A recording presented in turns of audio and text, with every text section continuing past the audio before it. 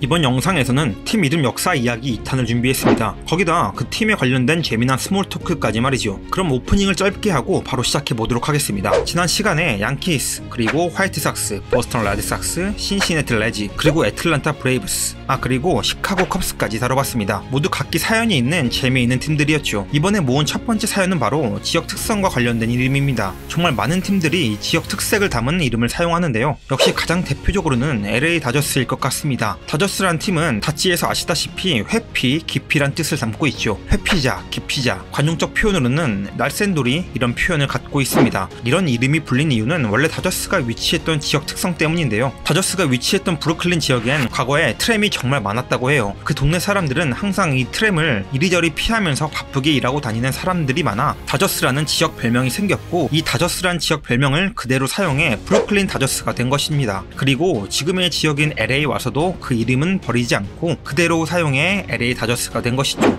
다저스는 또 재미난 스토리가 있는데요. 다저스는 날쌘돌이라는 이름답게 1950년대 미국 항공산업 발전과 함께 MLB의 서부 개척에 이니시를 걸어버립니다. 어떻게 보면 MLB의 서부 개척자는 LA 다저스가 될 수 있겠죠. 그럼 여기서 나오지 않을 수가 없죠. 다저스의 영원한 라이벌 샌프란시스코 자이언츠입니다. 자이언츠란 이름은 그냥 듣기에도 별로 특별할 것 같지 않지만 이 역시 나름 스토리가 있는 팀으로 알려져 있습니다. 원래 자이언츠의 이름은 뉴욕 고담스였습니다. 고담? 그 배트맨에 나오는 고담? 네, 맞습니다. 고담은 뉴욕의 별칭이죠. 이런 뉴욕의 별명을 사용하고 있다가 자이언츠로 바뀐 이유가 있는데요. 1885년 4월 14일에 필라델피아 필리스와의 경기에서 극적인 역전승을 이기고 난 후 뉴욕 이브닝 월드 신문사에 PJ 도나허 기자가 신문 기사에 자이언츠라는 별명을 썼다고 해요. 근데 고담 팬들은 그 별명이 너무 마음에 들었나봐요. 마치 데프트 선수의 준꺽말을 만들어준 문대찬 기자님 같은 존재지 않을까 하네요. 그 이후 팬들은 자연스럽게 자이언츠라는 별명을 연호하게 되었고, 팀 이름도 자연스레 뉴욕 자이언츠로 불리게 됐다고 합니다.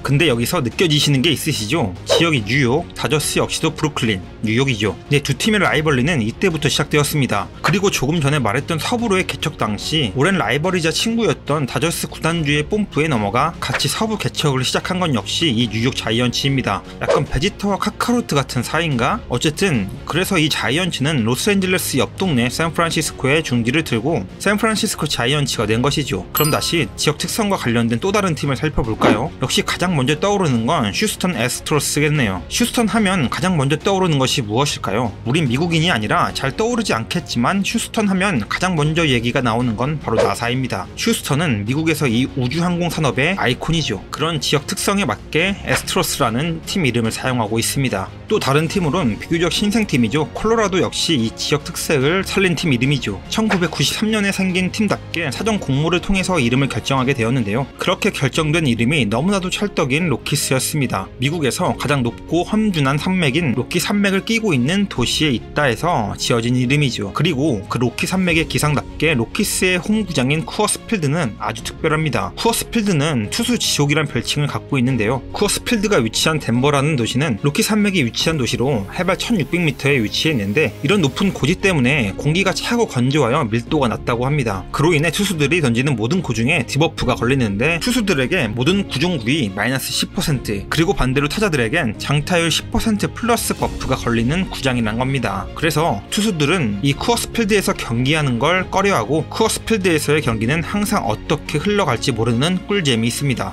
그리고 미네소타 트윈스 역시 이 지역 특징을 살린 이름을 그대로 사용하는 구단입니다. 미시시피 강을 끼고 두 도시가 쌍둥이처럼 닮았다라고 해서 붙여진 트윈스 시티라는 별명인 미니애폴리스 세인트폴에 연고지를 옮기면서 미네소타 트윈스라고 이름을 짓게 된 것이죠. 그리고 지역 특성하면 떠오르는 마지막 도시는 역시 볼티모어 오리올스일 것 같습니다. 오리올스는 꾀꼬리란 뜻인데 지금은 북부 꾀꼬리라는 정식 학명으로 바뀌긴 했지만, 이렇게 생긴 꾀꼬리를 18세기에 발견한 이후 오랫동안 볼티모어 버드라고 불렀고, 이 새는 볼티모어의 아이콘과 같았습니다. 그래서 1954년에 볼티모어로 이사온 이 팀 역시 이 지역의 많은 특징 중 이 오리올스를 사용했고, 볼티모어 꾀꼬리를 닮은 듯한 주황색과 검은색의 아주 멋있는 유니폼까지 만들어냈죠. MLB 경기장이 이뻐진 데 가장 큰 역할을 한 오리올 파크와 멋진 검정색과 주황색의 유니폼, 그리고 귀여운 꾀꼬리 로고까지 매력 넘치는 팀에는 틀림없습니다.